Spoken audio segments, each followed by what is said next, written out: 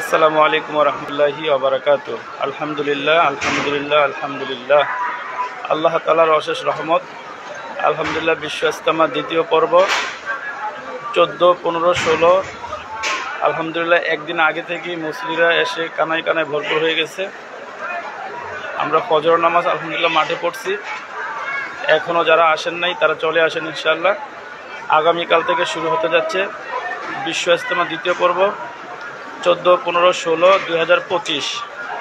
আলহামদুলিল্লাহ, আমি ফজর নামাজ এসে মাঠে পড়ছি, অনেক ভালো লাগলো। একদিন আগে থেকেই সমস্ত সাথী ভাইরা চলে আসছে।